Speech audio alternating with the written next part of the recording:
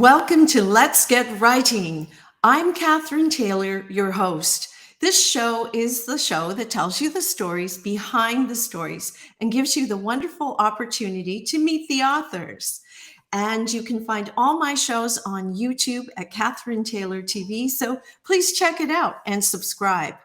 Now, today, my guest was born in Newfoundland, Canada. And you know that's where this show originates, in Newfoundland. But he was raised in France and came into his own as an author while living near a 12th century abbey in rural England. Almost sounds like a romance.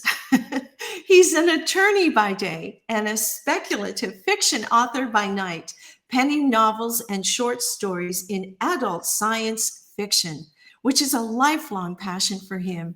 I'd like you to meet my guest, and I'm going to bring him up in the screen now. And here he is. Hi, Jay. Hello, hello. How are you? Now, here I am in Newfoundland. I mentioned that, and you are across the way over in France, actually. Yep, just not rural England, but just countryside, just outside Paris.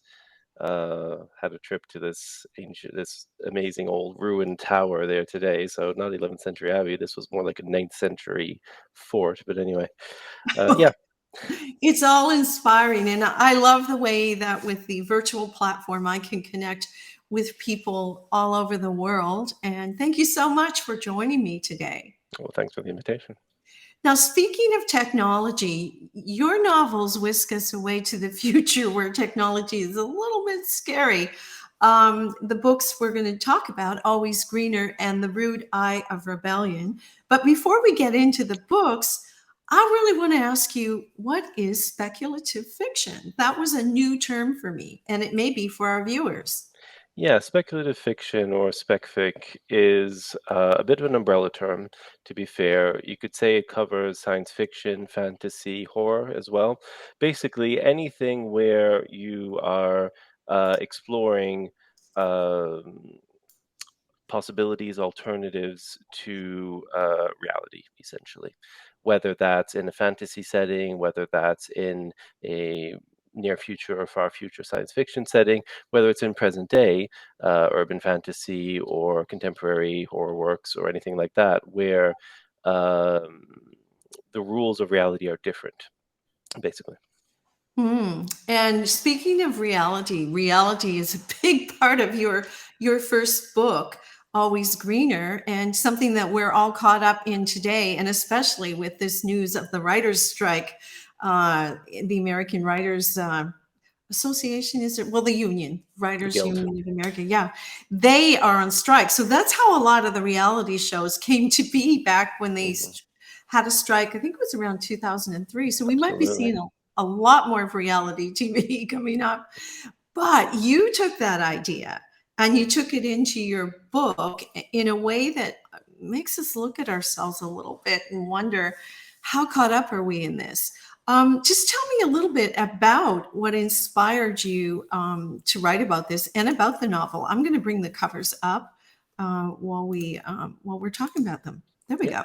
go. Well, funnily enough, you're absolutely right. I wrote the first draft of the messy, sprawling manuscript, which then, under the caring editorial attention of Rick Lewis, who was at the time my editor at my publisher out of Tennessee in the States, and who is now actually my agent after a professional reconversion on his part, and I'm very thankful for it. Anyway, what then became these two novels with massive, massive editorial care and instructions and work on both of our parts. But yeah, it was just after that wave that I wrote it. So it was in 2000. I don't know. Mid 2000s, basically, that I started Mhm. writing this in England, again in that sort of a very rural area. But at the time, I was traveling between so rural England and Paris and the National Assembly of Paris, where I worked at the time as parliamentary assistant and then became Secretary General of a parliamentary group for a few years. And so I was doing a lot of traveling. And when I was in Paris, obviously, I was directly into the sort of power mechanics and balances of our modern Western societies. And so, Mhm. and how a lot of it is very ridiculous, essentially. And so I felt the need to write something about how where even though it's projected into a nearest future in the 2070s, but very much talking about where our societies are today, where we're headed, to make as much fun of that as possible, even though a lot of it is very dark, um, but also fundamentally investigate and speculate, which is hence that speculative fiction again, about where the paths may be for us to propose something else and to get out of these and to rise above the challenges that we have been facing and will most likely be facing in the near future. Yeah, and in the book, you explore how kind of the willingness of people to sacrifice Mm, privacy, the control of their lives in exchange for technology and a few minutes of fame. mm. I mean, this truly is kind of an epidemic these days. Sadly, The yes. number of shows and going inside rooms to have a look at Mm, people and their interactions. It's everywhere, but you take it a step farther in Always mm. Greener, and Yep. you push it a bit, but you do it using satire Mm. and humor. And so talk a little bit about your approach to writing it that way, where you're trying to soften it a little bit for us. Yeah, I mean, humor, being, especially at the time, I was massively immersed into Terry Pratchett and Douglas Adams.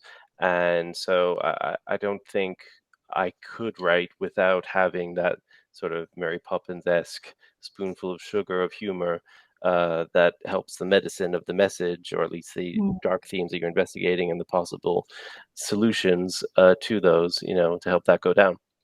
I mean, for me, so it's yes, taking it to the extreme, which is what satire does.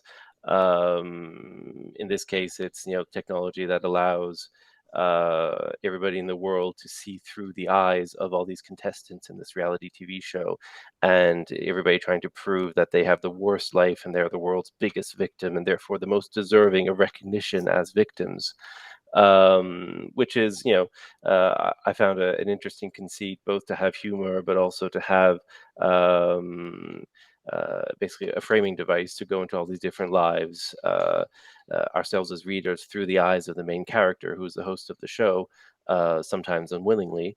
And through his eyes into all these lives of all the different contestants, basically. So that was, I think, a relatively effective framing device in that respect, and so to have that humor, but also to have the more fundamental questions about our political, economic, social organization, and what, to my mind, is effectively the only uh, viable solution, or I hope is a viable solution, to rise above all our current problematics, which is some form of more direct democracy. And that's effectively what Always Greener and the General Buzz series, the two novels are part of, and the third one's coming out soon, out of a 6-book projected series, is starting where we are. That's Always Greener, Root Eye Rebellion, and then investigating maybe how we could lead towards something else in a credible fashion. Hmm. And actually, you mentioned the series, so you've got book three written or Oh in the no, book process three is well polished and on its way out the door, hopefully with a release in the next couple of months from Engine Books, who have gracefully accepted to take on the series, both Always Green and Ruda Rebellion, get them back out and carry on with the series following the unfortunate closure of my original publisher in the States. And I'm very grateful and very happy to be working with them. Yeah, so this is book three. This is the good part because it's all a bit tongue in cheek, but this is the good part because this is where we actually have that coming to fruition of this rebellion and the system change, leading to the beginnings of a direct democracy and what that looks like. So that's why this is the good part, is the title. Very much looking forward to reactions to that. And Mhm. yeah, and 3 more books in the series after that, which are already largely drafted and plotted. So working hard on book 4 currently, and yeah, In between being a lawyer. in between being a lawyer, obviously, and Yeah. dad of 3, and many other things. But yeah, Well, a couple of things I want to mention. I do want to mention Engine Books and Matt LaDrew because mm, they're a Newfoundland-based publisher, and it's quite amazing for the population we have here on the island, and which is really roughly 500,000 people. How many fantastic publishers we have! It's very crazy. I true. think about it, and the books that come across my desk, and it's almost impossible to believe for a province like this of this size. And Yeah, you've ended up with Matt and Engine, which is such a great fit because mm, your material is his material, and very much. he knows how to market Yeah, it, and which is why you landed here.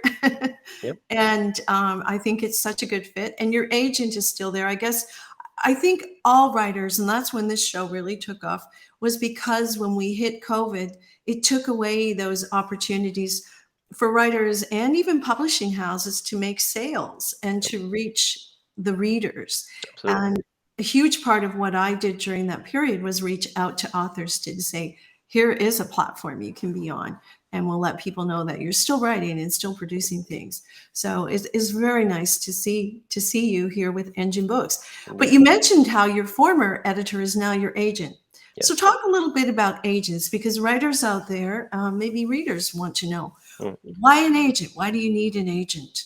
Yeah, I do a fair amount of mentoring actually within different sort of writer volunteer organizations, or as part of conventions, and as part of SIFWA, Science Fiction and Fantasy Writers Association, um, originally based in the U.S. of America, but also with a very broader membership, and I'm chair of the international committee there. They're the ones who organize the nebulas, give out the Nebula Awards, etc., among many other things that they do for the community. And as part of those mentorships, yeah, that's very much one of the main questions that comes up. Should I try and go down the very brutal selection process of querying, Mhm. going into the query trenches, as we call it, to try and get an agent?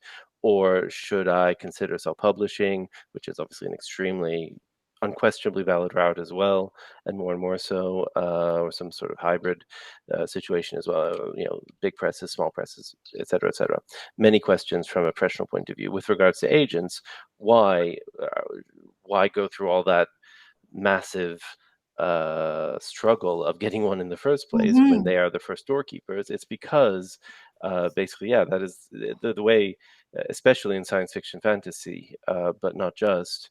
The way the industry is set up is that all the traditional publishing houses rely on agents to be that first level of selection in a way, and are effectively are only open. 99% of them are only open, except very rare occasions, to agent inquiries. So you need to have an agent, to have done the work with the agent, first of all, to have been selected and accepted by the agent, to have signed an agency contract, to have done the work, get it in the condition, get the manuscript in the condition, in the shape that it needs to be, to that professional standard. Then, only then, with your agent, do you submit it to an editor at a publishing house. This is for obviously the big name publishers. Mhm. Certain publishers can open certain windows from time to time. Certain smaller presses can also open to unagent queries, but largely you need an agent to hope to see your book with a large publisher, to hope to see it in what we call brick and mortar, on the shelves in bookstores, whether Barnes and Noble in the States, Chapters, Indigo, Canada, whatever. Not promoting anybody. There are loads, and I love No, no. independent bookstores, but I always try and do my signings and events there as well when I can. But yeah, so anyway, if you want to see your book on shelves, you need to be with them essentially. Yeah, and Yeah, in the industry, I think this is one of the biggest dilemmas for new writers coming in. How do you get through that door? How do you get to the level where an agent will look at you? It surely is a very difficult thing. And organizations such as the Science Fiction and Fantasy Writers Association, in my case, it was Romance Writers of America, different organizations can offer a great deal of support. And you're absolutely. very active there as well, with different organizations and conferences. Talk a little bit, how has that helped you? Well, that ties in directly to what you said before about COVID as well, and about the very Mhm. existence of this show. Because, unfortunately for me, again, I'm not sort of trying to be like one of the contestants in the book, but Always Greener, Rudai Rebellion, and the series as a whole was probably one of the biggest victims of COVID in terms of publishing, because unfortunately, Always Greener came out, launched in March 2019. 2020, sorry, no, sorry, 2020, Mm, sorry, yeah. So right before COVID hit, the restrictions we had. Um, I was very lucky through the distribution, that we had quite a few books on the shelves in, again, not quoting any corporate names, but in large distributors and bookshops in Canada. In the US, unfortunately, not so much. Even though initially we had a very large order with Barnes and Noble, but that completely fell through. Those books stayed in, hundreds of them stayed in an Ingram warehouse in, uh, I think, in Nashville, and ended up just being sort of sold off as best possible to recoup costs. I mean, it's terrible, but that completely fell mhm, through. And so all that to say that, to try and compensate for that in any way, I heavily invested time and effort into the virtual scene that then rose. In fact, I got to do my first Worldcon, which is the big global science fiction convention every year, the one that votes and awards the Hugo Awards, among others. I got to do my first one, which was based in New Zealand, which I never would have gone to physically, as much as I absolutely love to. But as a debut author, that wasn't going to happen. But I got to be there virtually because the event was entirely virtual. They did a fantastic job, just pivoting to address that. I got to actually speak on different panels, to do cafe clatches, as they call them, different small group events, all sorts of things. It was fantastic. And since then, I've been trying to, yes, be part of all these, or as many of these events as possible. I think, particularly, if we're coming from Newfoundland or from Canada in general, being able to participate virtually in certain events that might be based in the States, might be based elsewhere, can be a very big opportunity. And mm. so, whether it's relatively small ones, Right Hive, right with a W, obviously, has been organizing fantastic conferences with loads of support for newer authors as well. And so I presented workshops there, all the way up to events like Worldcon, like I said, or like the Nebulas, which are the ones organized by SIFWA, still on the screen just over there. And so we have one coming next week, actually, to this Mhm. year's Nebula convention, and I'm speaking on and moderate, and as well as moderating a panel there on legal systems in science fiction and fantasy, and how Ah, basically to use them from a world building point of view to explore possibilities other than the status quo, and what I can do there. For me, with a heavy emphasis on both what I want to write about and what I hope we might see someday, which is more of a direct democracy within our political and legal systems. well, a couple of things through what you were just saying that came up, and you mentioned the Hugo Awards, and I wanted to mention that you were longlisted for that, and as well the Astounding Award for Best New Science Fiction Writer. So that must have felt just incredible, and then to be hit with COVID, to pull it all down, it must have been hard, but it's so great early in a career, you just put out a book and then you have this form of recognition, Yeah, and yeah. validation because we want to know that we want to be validated as writers. It must have felt good.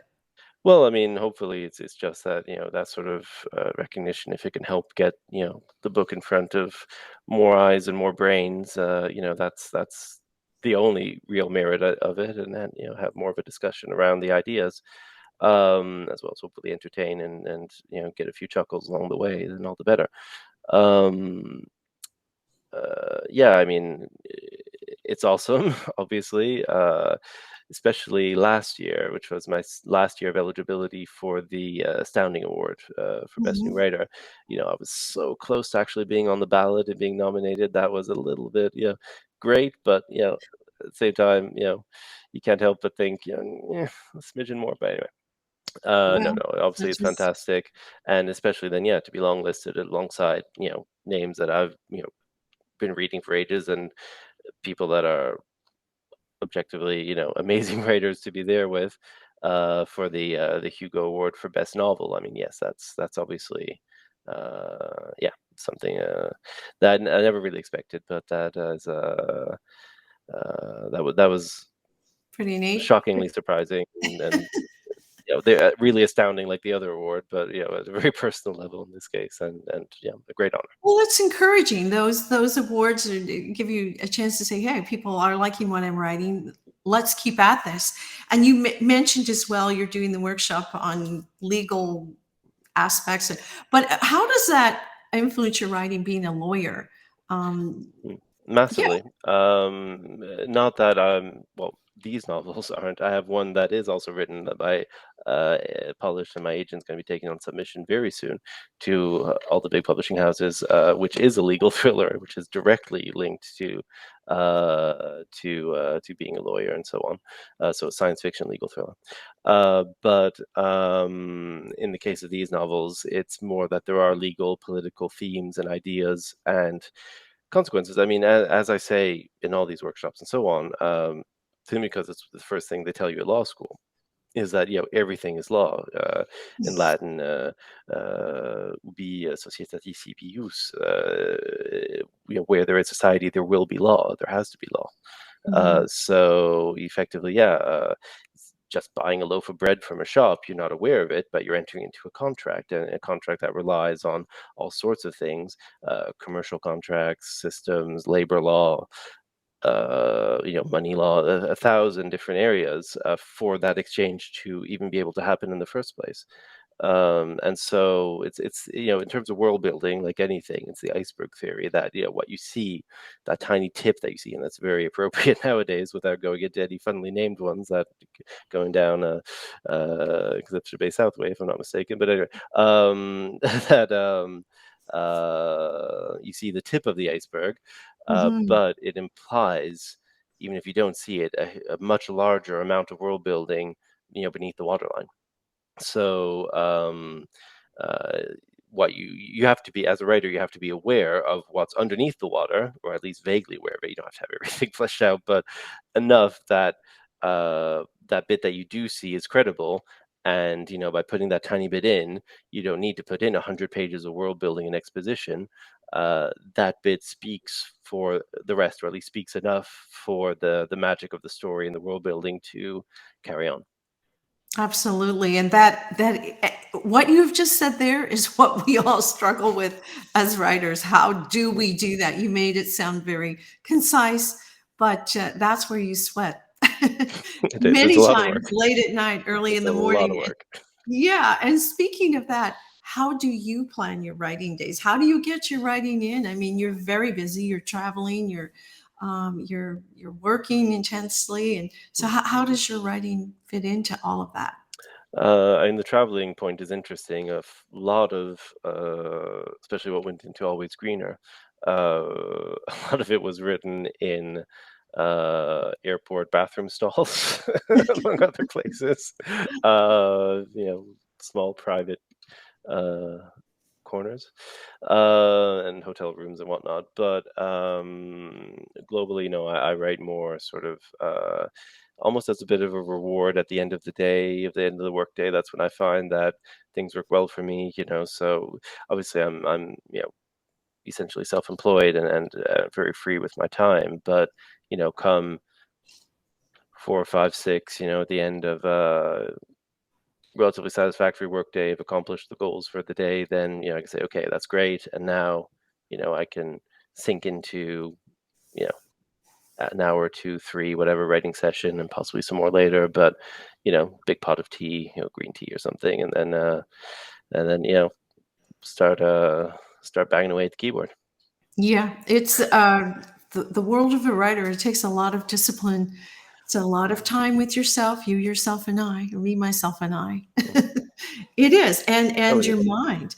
But you do take time to have a bit of fun on, this is one of your platforms I want to share with Yes, people. it Yeah, is the main maybe. one. Yeah, the main one, you like to be on Twitter, which I Yeah. think is a fit. What I know of that platform and what I Yeah. know of you, I see it as a very good fit. Yeah, science fiction Um, fantasy community is quite big yeah. on Twitter. Uh, Regardless of anything else, it's still today a very important part of any, I think, science fiction fantasy writers platform. And simply it's just that, I've a lot of great authors over the years. I actually started on Twitter. I created a Twitter account for the first time to be part of this event. Sadly, they just ended, but it was called um, shoot, sorry, writers event, pitch wars. Thank you. Sorry, Oh, pitch pitch wars, wars. Okay. which is amazing. That's so I created that was run off of Twitter, where and it wasn't just, obviously, that was open to all. You might know about it in all sorts of areas, where agented professional authors would sort of give back in a way and would tutor certain selected manuscripts, a manuscript or multiple manuscripts from their own sort of query trenches, but then to accompany them to submissions to agents and to try and get agents for those mentees. I just recently was a mentor in sort of the newer equivalent of that started up, and I really enjoyed the experience as well. So I learned so much from that experience, even though with Pitch Wars I was never selected as a mentee at the time, but just being part of that community and making those links with different authors and seeing all Mhm. the information industry experience they were sharing. Effectively, I don't know how else I could have learned the ropes, simply because there is no, even though there are lots of resources online, but to actually know how it works and to get that minimum experience you need to even know how to write a query and how to submit and how that works and what expectations are, and to have any chance really of getting any traction. Very, very grateful for that opportunity, and Wow. that was all on Twitter. Wow. And that's a great tip. That's Yeah, very interesting that it was done through thank you, social media. So we're just coming to a wrap here. I've just popped your book covers up again thank you. to remind people. And thank you so much for what you've shared today. Thank you for being, I think, my first sci-fi guest. I'm thinking, Well, which is hey, great. And stay in touch. Let us mm, know when the other books come out. I'm sure I'll hear from Matt. And to absolutely, and everyone, yeah, yeah. out there. These guys have just been re-released through Engine, so definitely pick them up wherever good books are sold, and also these ones. Yeah. But yeah, absolutely, and the new one should be out in the next couple of months, and carry on from there for the series, and also for, again, my One other last works. thing I Yeah. have to pop up here as we close. Wait now. Got to go in the right direction. Here it is. It was that picture of you that I thought was very mysterious, very intriguing. I wanted it to be part of this show. So, on that note, we shall end. Thank you very much. Thank you very much, Jay. And thank you to everyone for joining us today on Let's Get Writing. And we'll see you again soon.